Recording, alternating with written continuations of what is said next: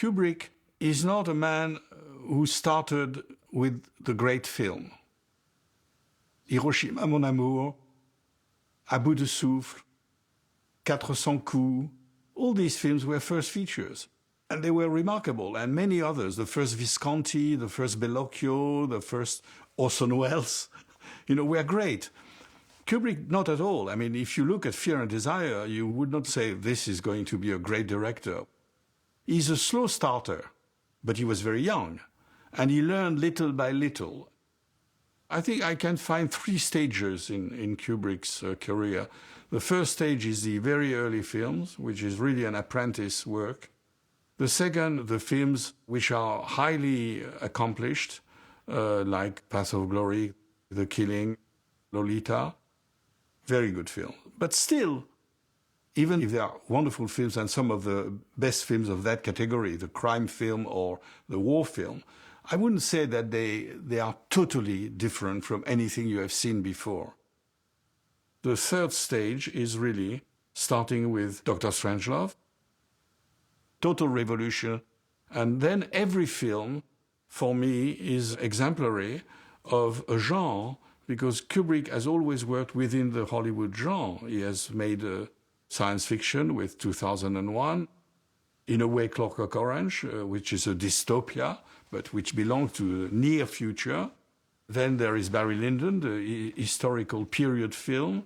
There is Shining, the horror film, Full Metal Jacket, the war film, and Eyes Wide Shut, which is probably the only film which is not a genre, maybe it's a European art film. It could have been made by Max Ophüls, who loved Schnitzler, and it's an adaptation of Schnitzler, and Ophüls is one of the passions of Kubrick. Kubrick does not follow the principle of the signature. He's more like a painter like Titian or Rubens or Velázquez.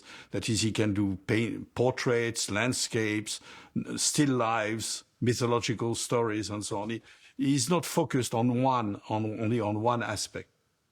People for a long time did not take him as an auteur just because he changes all the time. The way John Ford frames, the way John Ford uses his actors, it's very consistent. In Kubrick, it's very different. I mean, he would adapt his visual style to the subject matter. But I think maybe Kubrick suggests that there is a unity of his films behind the appearance of total differences. The Kubrick filmography is extremely homogeneous because it reflects his temperament.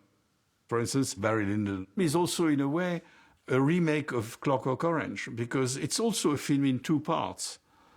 The first part is the ascent of Alex in Clockwork Orange. The second part is the downfall of Alex. Barry Lyndon, the first part is the ascent of Redmond Barry, and the second part is his fall. It's very interesting, this kind of extraordinary logical framework with like a mirror image of the two parts. Company! Forward! March!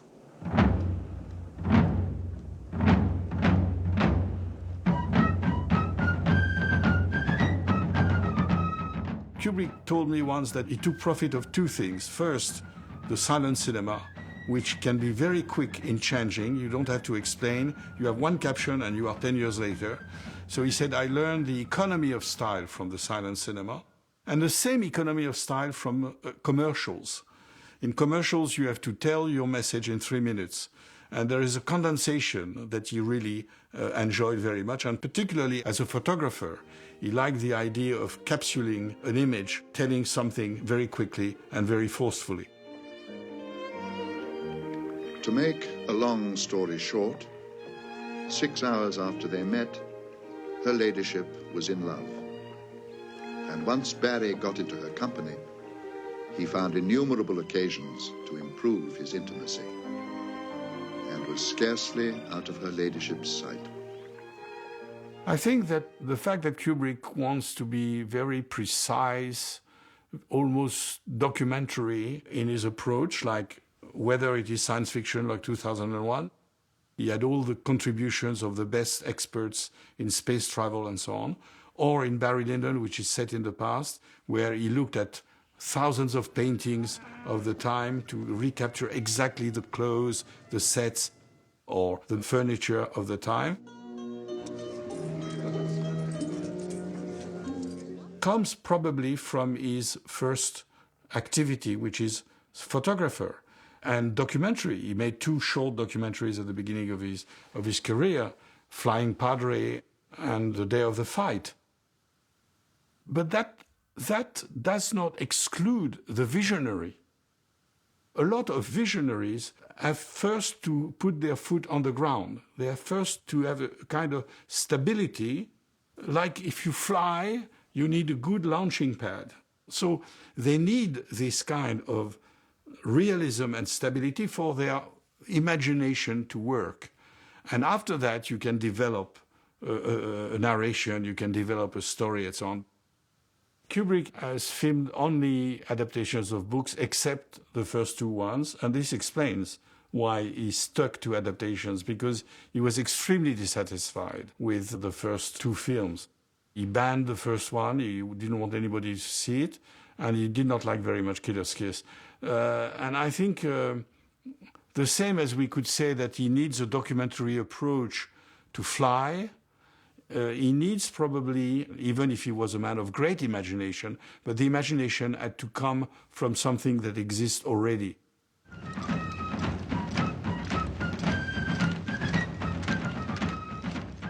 The 18th century is something very important in the work of Kubrick and in his mind, I think. Remember, for instance, Path of Glory. One part of it takes place in the trenches, which is really barbarism, which is really the mud, it's awful and so on. And on the other hand, the generals live in an 18th century castle and they dance the waltz and so on. Beginning of Lolita, there is a painting, like a Gainsborough painting, and you have James Mason killing Peter Sellers, who is behind the painting, and the bullets go through the painting. The end of 2001 takes place in a Louis XVI bedroom, very much furnished like the pre-revolutionary period. I think the explanation comes to the fundamental theme of Kubrick, which is the conflict between passion and reason. It's the key to Kubrick's view of life. Reason is, of course, the 18th century. It's the Enlightenment, it's Voltaire, it's the rationality of Diderot, the Encyclopedia, it's the mechanical duck of Vaucanson. It's a period where science and technology develop highly. So it's a period where people think that humanity has come to an apex. Humanity has come to the most refined society, Mozart and the great paintings of Boucher and so on. So that's an aspect of it, the rationality. And Kubrick is, as we know, fascinated by rationality. He's a very rational director. He wants everything to be perfect.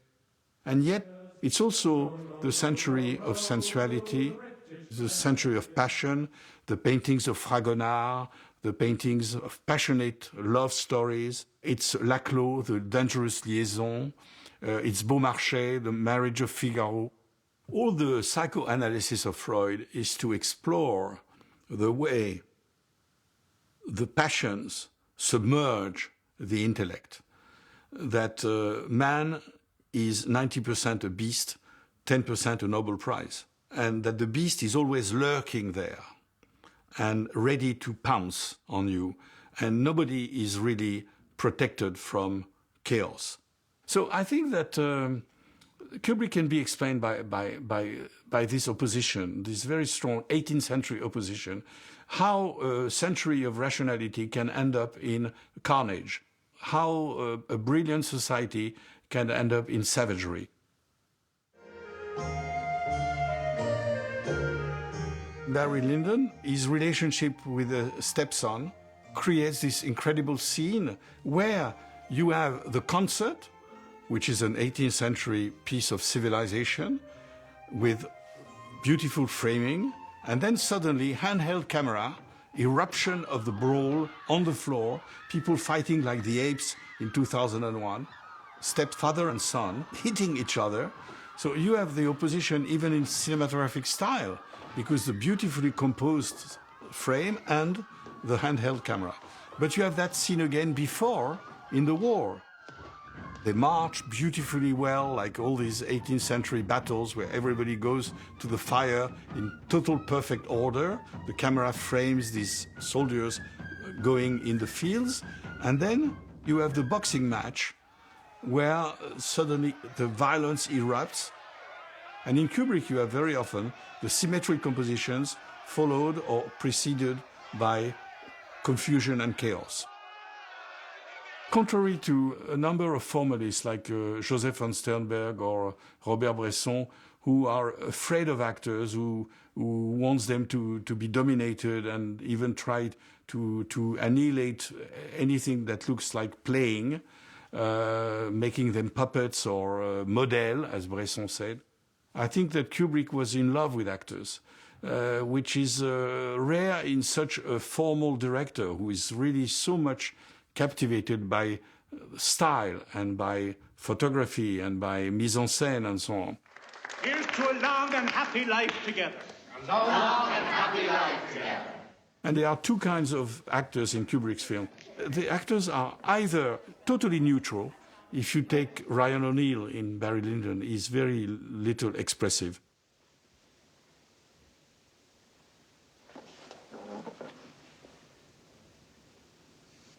Here is my toast, dear Captain John Quinn. And then there is the exact opposite, the histrionics, the over-the-top, which also Kubrick enjoys a lot. It's like the Kuleshov effect. You understand the feeling of the actor from the juxtaposition of the shot before and the shot after. You have really these two opposite tendencies, but never the middle-of-the-road acting in Hollywood style. And I'll tell you what, Mr. Brady, I've been insulted grossly in this house. I ain't at all satisfied with these here ways of going on. I'm an Englishman, I am, and a man of property.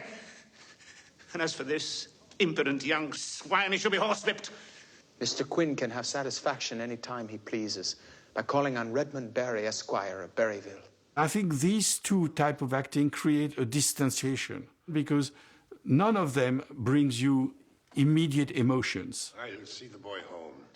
So that, in that sense, he refuses the Hollywood formula, which is strictly emotional. But I would defend Kubrick as an emotional director nevertheless.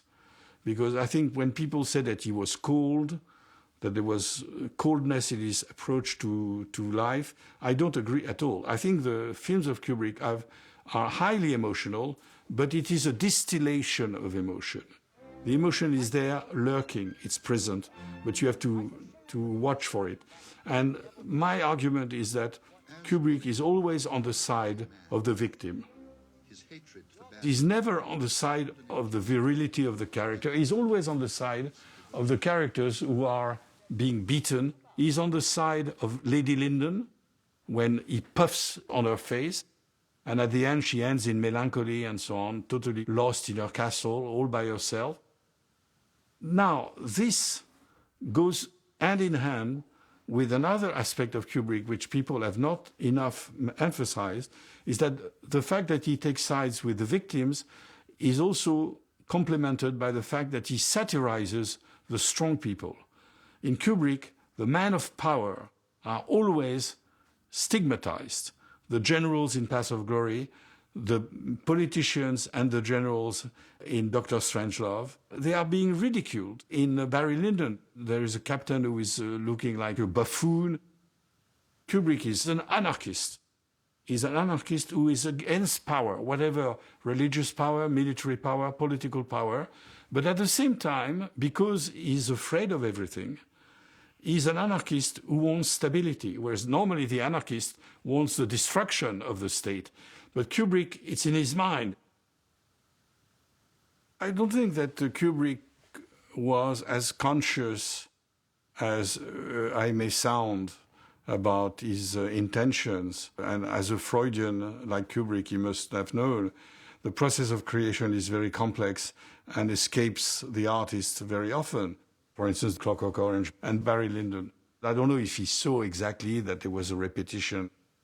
I think one of the reasons Kubrick was not so happy with giving interviews is that he wanted to protect his creativity, not only to protect his creativity towards the readers that would be somehow bound to his own interpretation. Kubrick said it, so there is no other way of looking at the films because of the word of the master. And he would not like that. He would like his films to be polysemic, to be open to all kinds of interpretations, but also because maybe about himself, not to too much think about his process, to protect his inspiration.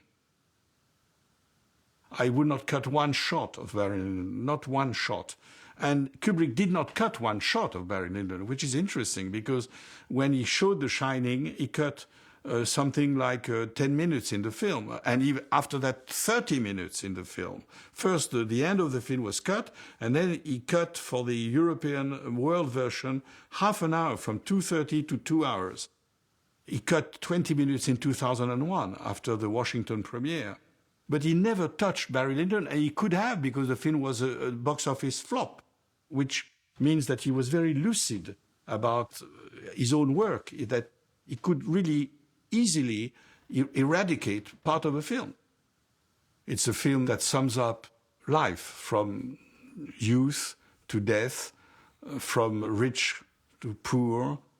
I think Barry Lyndon is exceptional because it's the totality of life represented in 3 hours.